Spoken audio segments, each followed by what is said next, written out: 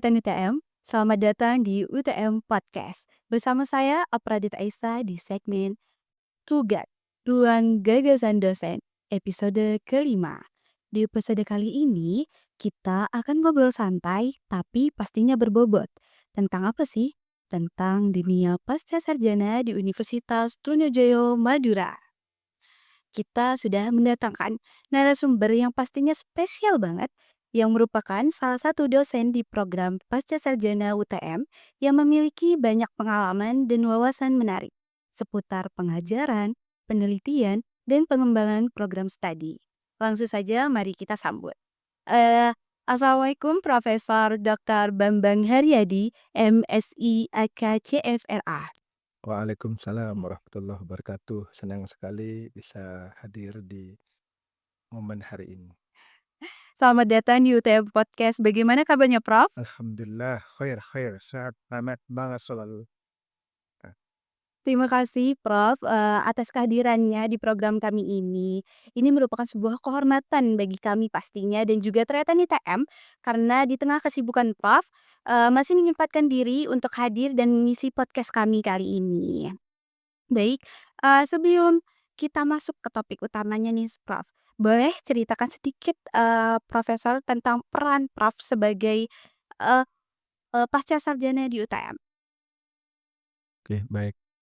Eh, saya diamanai oleh Pak Rektor sebagai Direktur Pasca Sarjana, Direktur Program Pasca Sarjana di Universitas Trunojoyo Madura ini. Kebetulan seminggu yang lalu ya, Iya. baru kita dilantik untuk periode pertama, karena periode sebelumnya yang setahun itu hanya mengisi UTK yang sudah ditetapkan sehingga harus ada. Nah, ini pertama kali kami memulai periode kepemimpinan di Direktur Program Pasca Sarjana ini. Oke, baik. Ceritanya menarik banget ya, Prof, ya. Sekarang kita akan masuk ke pembahasannya selanjutnya yang pasti tentang program pasca sarjana di Universitas Sriwijaya Madura. Ya, saat ini UTM itu kan pasti memiliki beberapa program studi untuk jenjang S2 dan S3. Bisa Prof ceritakan beberapa jumlah program studi yang ada dan bagaimana perjalanan terbentuknya? Baik, terima kasih. Di awalnya saya diamanai oleh Pak Rektor itu untuk mengkoordinir, untuk menginisiasi program studi, baik itu S2 maupun S3 di seluruh Universitas Trunojoyo Madura. Ini tentu pengalaman pertama ya bagi saya sebagai direktur pada tahun 2025 untuk memunculkan prodi baru, untuk meningkatkan jumlah mahasiswa dari prodi yang baru ini.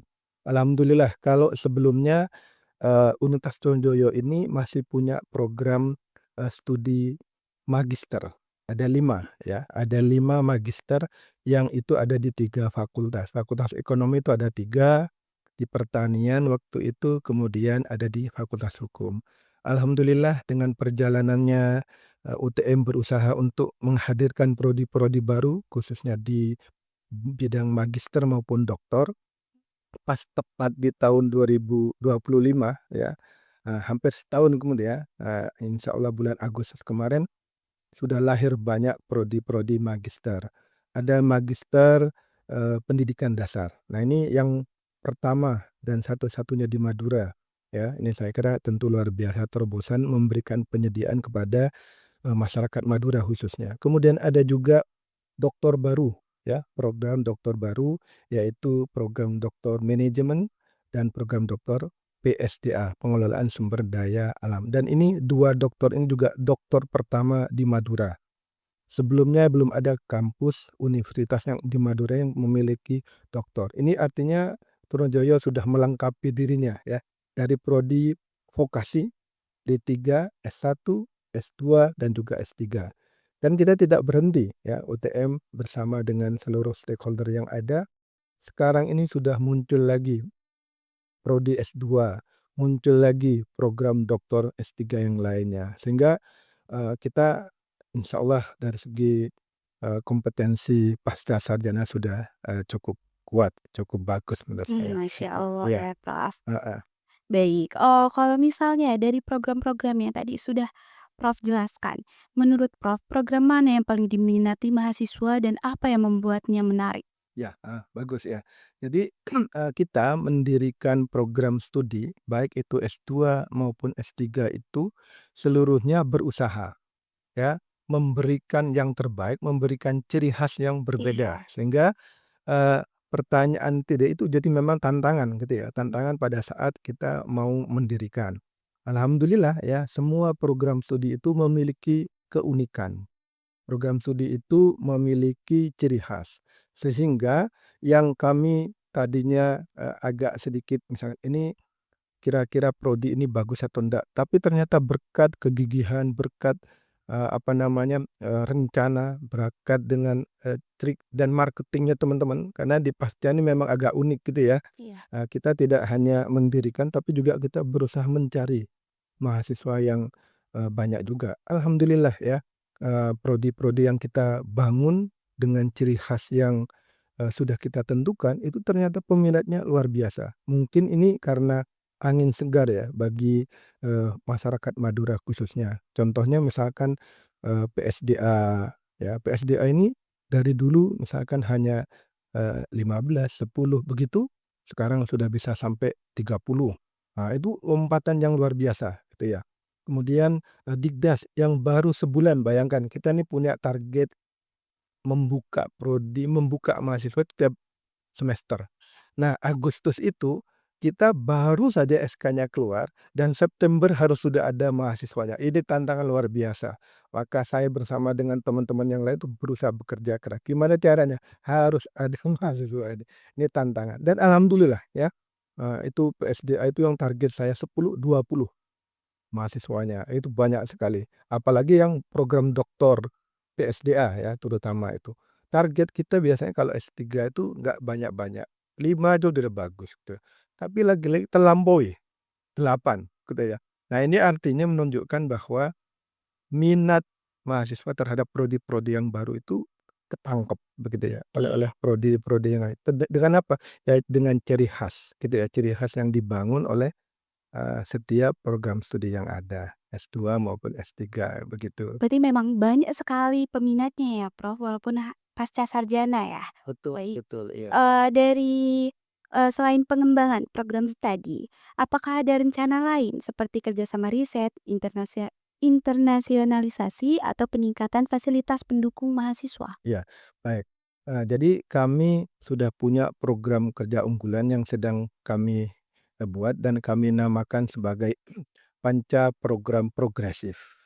Nah, jadi, ada 5 program unggulan kami yang sifatnya progresif, yang terus kami dorong, kami terus tingkatkan, dan akan terus kami capai begitu. Yang pertama, kami tidak berhenti dengan prodi yang ada. Insya Allah ke depan kita juga akan membuka prodi baru, baik itu yang levelnya S2 maupun S3. Ancang-ancang yang sudah ada, ini kita sudah, mempersiapkan program doktor manajemen teknologi, yang ini multi sifatnya ya, multi antara ilmu-ilmu ekonomi dengan ilmu teknologi, ya ilmu teknik begitu ya. Kemudian ada juga target kami ke depan kalau, adanya yang ada sekarang yang baru terbit itu adalah S2 Tigdas, pendidikan dasar. Target kami 2 tahun ke depan itu sudah ada S3-nya, S3 pendidikan dasar, pendidikan dasar. Sehingga nanti yang sekarang 3 bertambah 5 jadi 5. Itu program kami yang pertama. Tentunya konsekuensi ketika jumlah prodinya bertambah, maka program kedua yang kami meningkatkan jumlah mahasiswa. Nah, ini jumlah mahasiswa banyak ini ya, karena, tantangan makanya kami pasca sarjana itu, menerima mahasiswa itu 2 kali dalam setahun. Jadi tiap semester kami ada, penerimaan mahasiswa baru. Itu yang kedua programnya. Yang ketiga, programnya itu adalah beasiswa. Nah, ini sedang kami, apa, buka jaringan, kita buka link bagaimana caranya pasca sarjana itu karena ini daya tarik ya. Kalau daya tarik beasiswanya ada pasti itu makin bertambah ya. Nah, salah satu yang, mengapa banyak juga yang tertarik karena kita juga menjalin kerjasama nih, misalkan di Kabupaten Bangkalan kami sedang menginisiasi begitu ya, Kabupaten Bangkalan punya program, beasiswa kami arahkan ke, pascasarjana, sehingga pegawai-pegawai Pemda di Bangkalan itu nanti diberi beasiswa oleh Pemdanya sendiri, kemudian kerjasama dengan kita. Nah, ini salah satunya. Selain beasiswa yang ada, LPDP dan sebagainya, kami juga, bekerja sama dengan, pemerintah daerah atau mungkin dengan perusahaan-perusahaan. Nah, Iya. itu.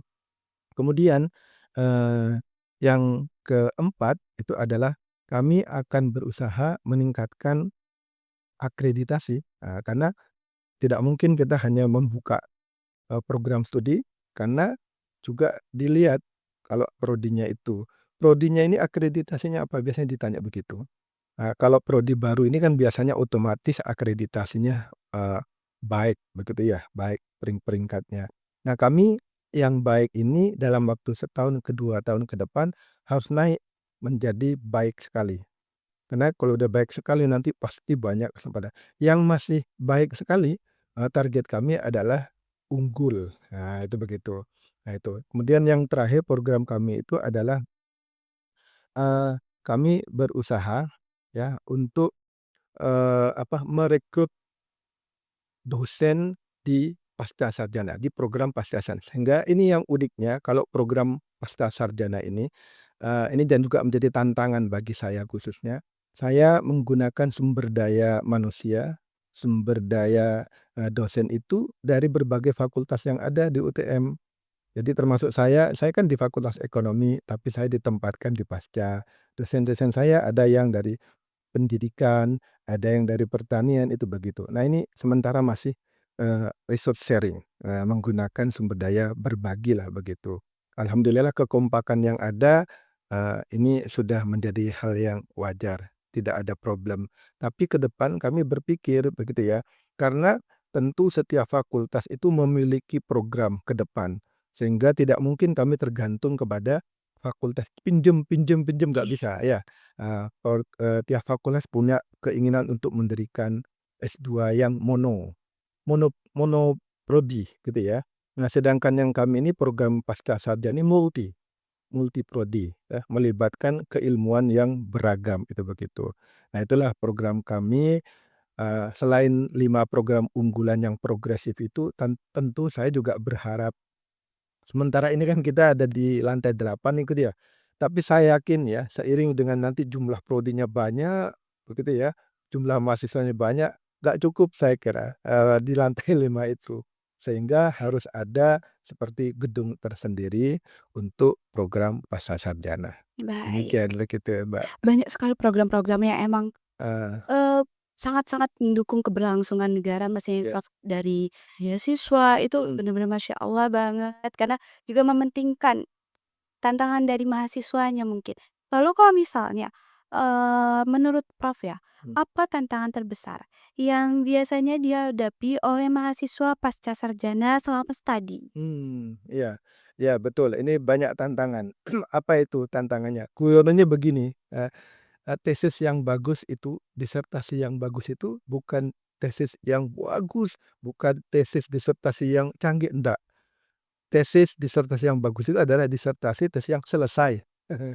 Nah, problemnya itu adalah banyak begitu, ya mungkin karena berbeda dengan yang sarjana ya, teman-teman di pascasarjana ini kan, sambil bekerja, begitu ya. Nah, oleh karena itu ini tantangan kami sebagai pengelola, bagaimana caranya mereka meskipun mereka bekerja, tapi mereka bisa menyelesaikan, tugas-tugas mereka terutama menulis tesis atau disertasi. Oleh karena itu kami melakukan pendampingan-pendampingan, pemberian pelayanan bimbingan, sifatnya jemput bola, begitu ya. Jadi kami ndak nunggu, malah kami, dosen-dosen itu yang berusaha mengingatkan. Jadi itu kita berusaha untuk memberikan servis yang terbaik kepada, mahasiswa-mahasiswa kami di program pascasarjana, begitu. Keren banget ya, Prof. Lalu kalau misalnya, adakah, tips yang ingin Prof berikan untuk mahasiswa yang sedang menyelesaikan tesis atau penelitian supaya prosesnya itu bisa berjalan dengan lancar? Mhm, iya. Untuk teman-teman mahasiswa baik itu S2 maupun S3 ya, tips yang paling, bisa digunakan itu adalah apa, sering-seringlah berkomunikasi dengan pembimbing, sering-seringlah berdialog. Dosen pembimbing, dosen, penguji nanti itu dihadirkan itu adalah untuk membimbing ya, bukan untuk nakut-nakuti, jangan pernah punya pikiran seperti itu. Maka tipsnya yang paling betul itu, berkomunikasilah, sering, jangan putus. Apapun kesulitannya dalam penulisan, selagi bisa, berkomunikasi, menyampaikan, insya Allah bisa selesai tepat waktu dan bahkan mungkin, Baik. apa, bisa lebih lebih cepat Iya, gitu baik. daripada yang ditargetkan, begitu. Oke.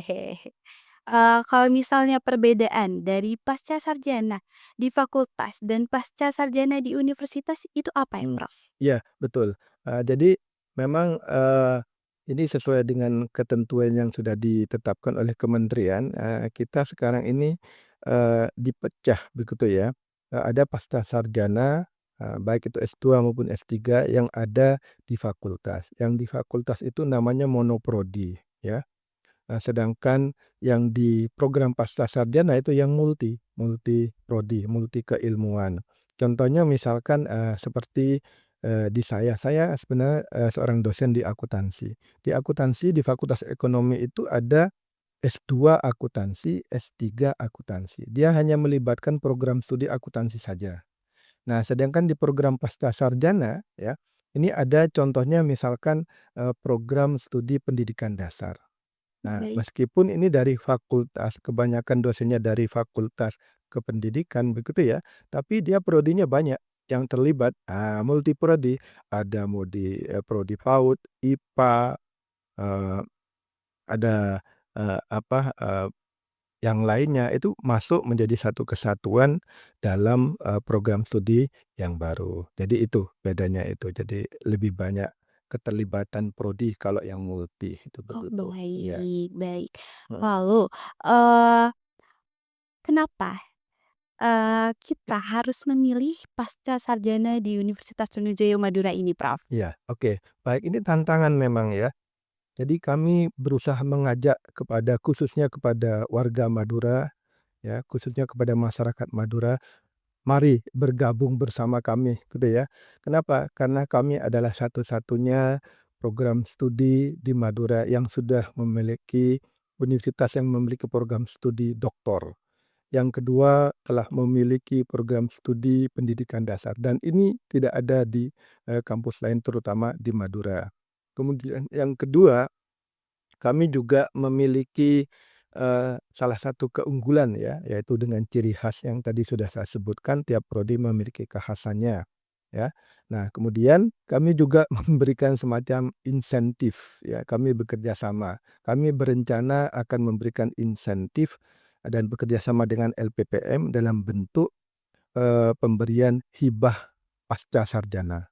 Nah, hibah pasca sarjana ini nanti, mahasiswa-mahasiswa yang nulis tesis maupun nulis, disertasi begitu ya, itu nanti diusulkan ke LPPM dalam skema, hibah pasca sarjana, Oh. itu begitu.